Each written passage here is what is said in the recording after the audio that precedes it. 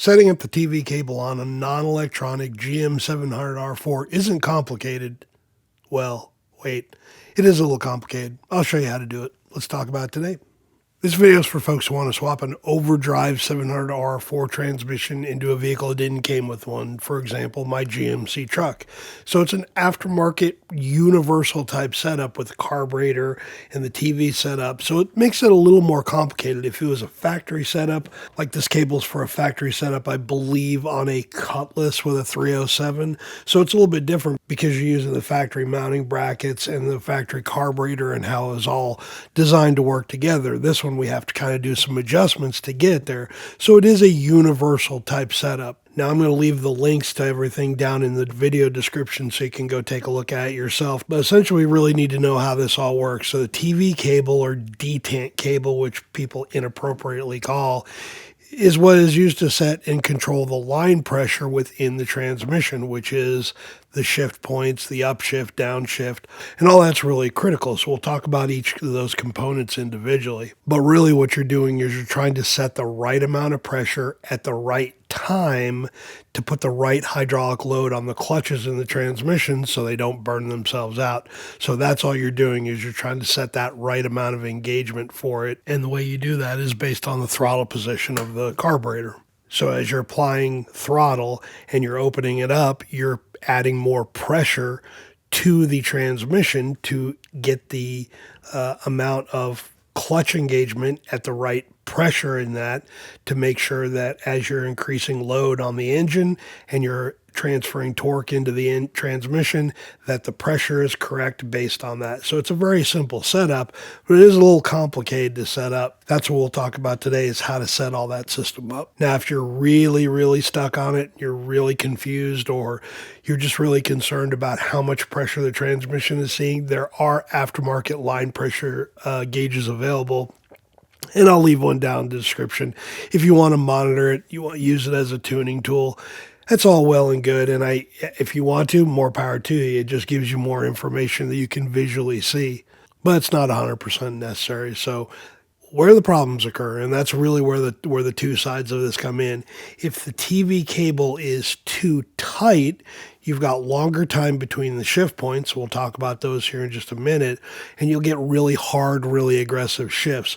Where you run into the biggest problem is if this is too loose, and I can't demonstrate that because I don't want to burn the transmission up in the GMC, but you'll fly through the gears. There'll be no delay between the 1-2 shift, the 2-3 shift, and it'll just simply fly all the way through there as quick as possible because the transmission is trying to hunt for the right amount of pressure, and it is not telling it what that pressure is based on the throttle position. So if the cable is too loose, you're going to burn the clutches up in the transmission very quickly, and that's where folks run into the most problem. If it's too tight, generally it's going to take much longer to get between that 1-2 shift, the 2-3 shift, yeah, that's where you run into so few problems as well too. But if you're going to air, it's best to err on the side of the TV cable being a little too tight, because at least at that point you're getting a little bit too much pressure, but that at least doesn't send it the transmission through those shifts really quickly without staggering it the way it normally would occur. So what folks always talk about is, yeah, if you get the right brackets, you'll get the right geometry. Well, that's what we're going to talk about next, is how to get that right geometry. So let me drop the camera down a little bit so we can see what we're talking about here on the throttle. This cable is for a small block Chevy. This is for the throttle cable, and this is for the TV cable. Now, the reason why we're doing this off the engine is because it's a little bit easier to see. I can maneuver around a little bit, get the camera down in spots where I can't with all the other stuff in the way. So that's what we're going to do first, is we're going to hook up the TV cable and we're going to hook it up to the throttle cable so you can see how that all looks. One common question I get is, well, why don't you just hook up the TV cable in this position instead of putting on that expensive, funky little bracket? And the reason is to get the geometry correct. So if you watch that position there, as you roll through that, you've got a very long sweep, very long arc. That's what folks talk about when they're talking about the arc of the TV cable and the adjustment for it. So that's what we're looking at there. If you put that stud into that position and hook up the TV cable there, again, you're going to get a very long arc in it. One thing I won't be able to show you on this setup because this is a fixed cable in and we need some adjustability in it is this actual throw in it. But you can see as you move through here that the throttle position or the cable being in that location is a little bit different. So let me throw the other adapter on there and I'll show you what that looks like.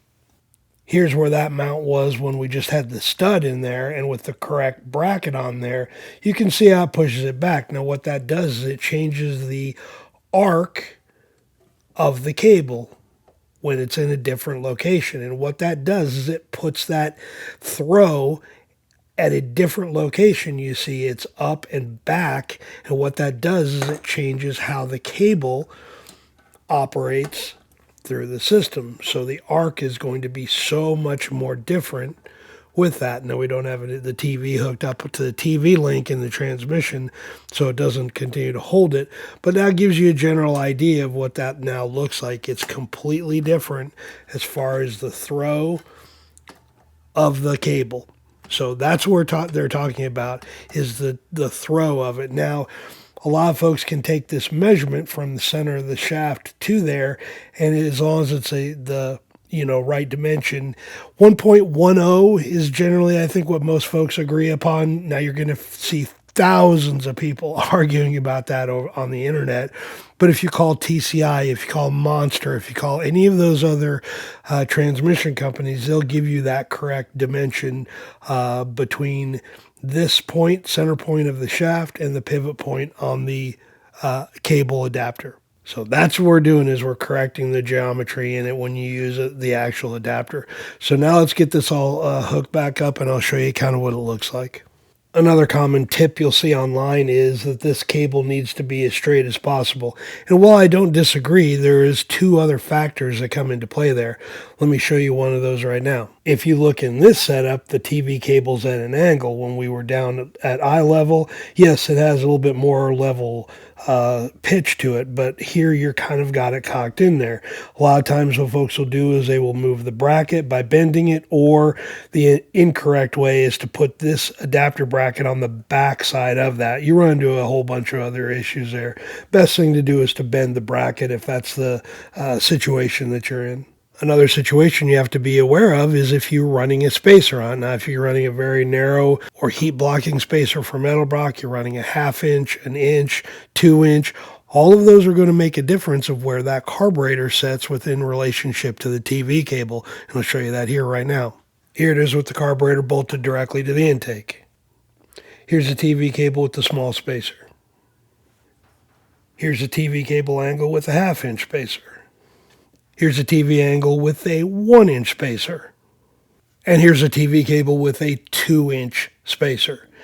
Now, why is that important? Because every time you change that geometry or change the height of that pivot point, you're going to change the geometry of it. Now, let me see if I can cycle that so you can kind of see.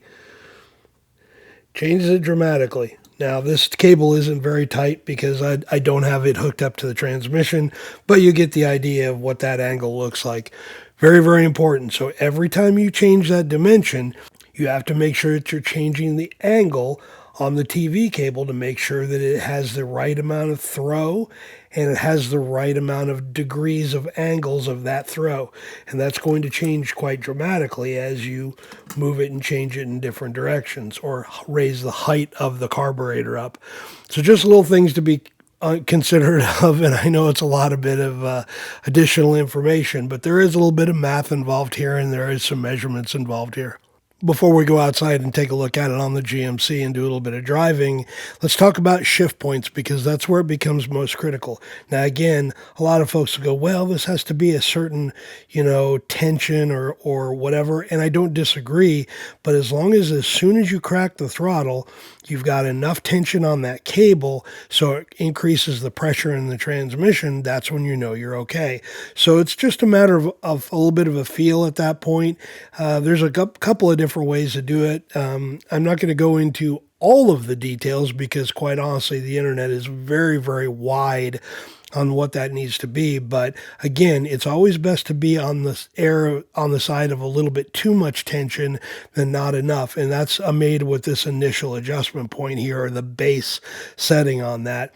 As long as you've got some good tension on that cable, you're generally at enough to where as you start driving, you're going to start lifting the TV link in the transmission and start providing a little bit more pressure based on that. So that's really the critical point. Is the transmission is usually around, I think, 90 to 100, 85 to 90 maybe, as its initial pressure in the transmission at idle. And again, as soon as you start moving it, you have to make sure that it is moving the link in the transmission.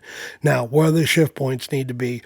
The 1-2 shift needs to generally be around 15 to 20 miles per hour. Anything more than that, you have really aggressive, hard shifts. Now, again, we talked about that at the very beginning. That's better than being too loose and flying through that 1-2, 2-3, 3-4 shift. So 1 to 2 shift between 15 to 20 miles per hour, 2 to 3 shift being around 25 to 30, and the 3-4 shift around 40 to 45. Now, the truck shifts a little aggressive on the 3-4 shift. That's a whole other situation that I need to correct. But quite honestly, it's good enough where it needs to be. If the transmission on that 1-2 shift is shifting before 15 miles per hour, 13's probably okay, 14's okay. If you're shifting at 5 miles per hour, 10 miles per hour, it is way too loose. That's why you need to make that adjustment. And you can make that adjustment here on the fine tuning. Once you set this base adjustment where you've got a little bit of adjustment there, that's where you make the fine tuning here. Now I've got this one adjusted all the way out on the fine tune because this cable isn't long enough, because it's fixed from the factory for that application. Again, I don't remember what this one's for. But we'll talk about that when we get outside on the truck of how to set that up, because you want this fine tune adjustment all the way in versus not having any adjustment. This one's all the way out, so I can connect it up and at least show you. So let's pop outside, we'll take a look at the truck, and then we'll do some driving and show you what that looks like. You can see on the truck here, it's the adjustable cable, so it doesn't come pre-cut and crimped to a certain length. You can adjust it, and you can see I've adjusted it a few times. Now it's a little difficult to tell from this angle, but that TV cable is at a pretty aggressive upswing, because remember, I've got the 1-inch spacer on there, so it does change that angle. But I've got it set where I want it. The adjuster is out just a little bit. Now I could have tightened this up a little bit to pull that micro or that fine adjustment back into the body a little bit and give me a little bit more, but I've played with it quite a bit, and you can see I've marked it on there where it is, so I kind of know if I make an adjustment out or in and it changes the shift point in it, then I'll know where to go back to when I want to put it back to there, or whatever the case may be. So really that's what all you're doing. Again, that's your base adjustment, and all you're really doing is just making sure there's a little bit of tension on there, so when you go out and do the initial drive, because you don't know where the fine tuning adjustment's going to be, that when you do that, it's at least going to give the transmission enough pressure that it'll make the upshift and not swing through the shift so aggressively. That's really the biggest key to it. Once you get this set and you get a little bit of pressure on there, so when you start to activate this, it starts putting some pressure onto the line in the transmission and start providing pressure, it'll be okay. So don't worry too much about getting all that fine-tuning adjustment. Don't worry about burning the transmission up. As long as you got a little bit of pressure on there, you're going to be fine. Now, I've seen quite a few videos, or people have pointed me in quite a few other directions where, they'll hook up the cable to the carburetor, and they'll push down on the fine-tuning adjustment and then cycle the throttle all the way back, and then that will cycle itself out and it's set. That works for the factory situation where you've got a factory bracket, factory TV cable, pre-adjusted base adjustment, and all you're doing is setting the fine. That's all that's for. It doesn't work on the universal side. Once you get out to the universal side of this, you're going to have to set this first and then start making the base or the calibration on the fine tuning to adjust the shift point up and down wherever you want to get it to. So don't get too confused by some of those videos where they're like 20 seconds long. It's like, this is how long it takes to adjust a TV cable. And they're not wrong. It's just how you adjust the TV cable on a factory setup. This is completely universal. It's never been put together before, at least in this situation, so you have to kind of start from the beginning. Hopefully that answered some of those questions anyway on how all that's set up. So let's get it warmed up, take it out for a test drive, and we'll kind of show you what those look like and where those shift points are at what mile per hour.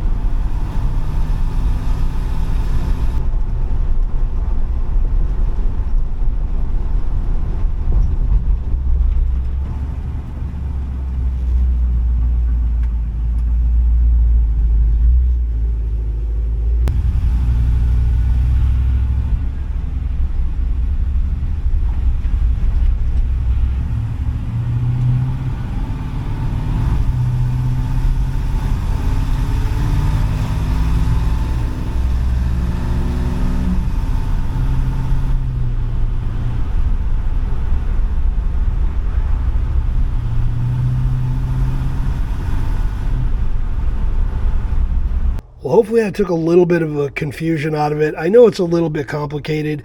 I know it's certainly easy to get a little wrapped up on because you don't want to burn up a $2,000 or $3,000 transmission just because you didn't get the TV cable adjusted correctly. So don't worry too much about it. Just make sure you get the good base setting, and then after that, just get it fine-tuned. But make sure you look at all those other little details.